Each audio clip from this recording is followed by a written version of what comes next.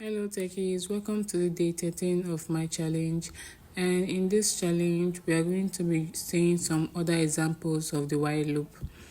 Last set challenge, which is the day 12, we talked about the while loop and the do while loop. So I'm just going to comment this out. This was from the last section. So in this section we've seen two examples of the while loop, how to sum up numbers and how to check if the format of an email is correct or not. So the first one, we're going to say sum up all the numbers in an array. This will be the first example. So the first thing I'm going to do is to declare a variable that will be holding the array.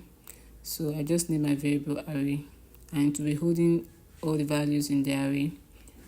So I'm just going to type different numbers in it. The second thing I'm going to do is to declare a variable. I'll name it y, then set it to 0. This will also be holding the condition. The third thing I'm going to do is to declare a variable, name it sum, because this variable will be holding the new value we are going to have. So I'll just initialize the while loop, set the condition, and say that if y is lesser than the array, so if y is lesser than the array, I'm going to say array.length. That is, if y is lesser than everything in the array. Of course, y is lesser than everything in the array. Y is just 0. My next step will be to use the additional assignment operator to sum up everything in the array and assign the new value to the sum variable. The additional assignment operator will sum up everything in the array and assign the result to the left operand. So our left operand is going to be the sum, because we want the sum to be holding the new result. Next, I'll just put the sum, then use the additional assignment operator, that's plus equal to the array that we want to sum up. Then inside, just beside it, I'll put the array brackets, then y. Remember I said there are 3 parts of a loop: the initialization, the condition, and the update block. So we have done the first 2. Now we are going to use the last one, which is the update block, that's the increment. So just do y++, then console.log sum, because sum is the variable that's holding our new value. So we'll just console.log sum and go to our console. Then we are going to see that this has been summed up, and we now have our new value. Okay, oops, I did greater than instead of lesser than in the condition, so I'm just going to change this to lesser than.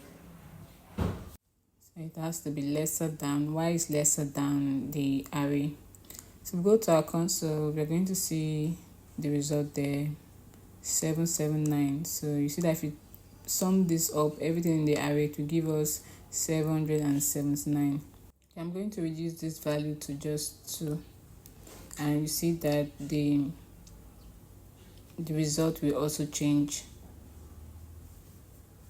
Okay, you see this 256. Okay, we are correct. So this is how you sum up using the while loop. Our next example will be to use the while loop to validate an email format if it's rightly written. If it has the @ symbol, then log in the user. If it does not, then tell the user to input a correct email address. So here we are going to declare a variable and call it email address, then assign it to its value. So the value will be window prompt, because we are using window prompt because it will help us to display a dialog box that will prompt the user to input something, a text that will match whatever condition that we are assigning to it. So the window prompt is a JavaScript command, so it's just there. So inside this prompt, we are going to say that the user should input their email address. So please input your email address. So when this dialog box pops out, the user is expected to input his or her email address. and click OK. The next thing is to use the while loop to give a condition. Now our condition will say that if the email address that the user is going to put does not contain the @ symbol, then it should not submit. The prompt should not submit. So we use the while keyword, put the parentheses, give the condition. Remember the logical operator, so we are using it here to say that if this email does not, so if the email does not contain the word @ that if the email that the user is going to write does not include the word @, because that's the normal format for writing an email. So we're going to say if the email does not .include, that's the JavaScript command. So if it does not include, then we're going to write the parentheses, put our @ in a string. So if it does not include the word @, then tell the user to input a valid email. So come down here inside the while loop and write our expression and say email address equal to window.prompt. Then write a message to say please input a valid email address.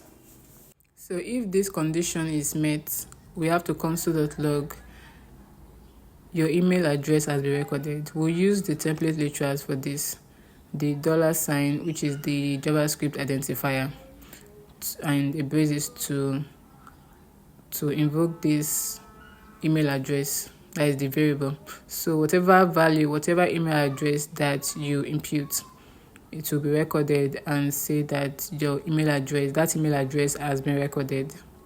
So just console.log, then the parentheses, we put our backticks, or we're using backticks. So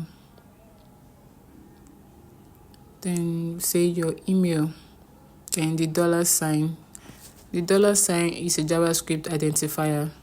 It shows that you're about to invoke or call a variable. So you put the braces, then the email address. The email address will be the variable that will be holding the new whatever value that the user imputes. So any address, any email address that you impute will be recorded or stored by the email address variable.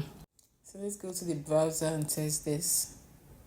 I'm going to put my email address here. And you see that this will be accepted. You're going to see that this email address has been recorded. So you see that the email address I imputed has been recorded. So let me try and put a random name. So I'm just going to put a random name and enter. So you see that random message has popped up. Please input a valid email address. So I'm going to input an email address, and this again has been recorded. So you can use this to give the format of how you want a text to be written in an input field.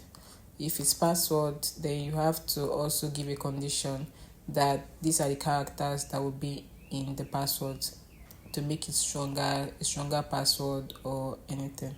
So this is it for today. Bye.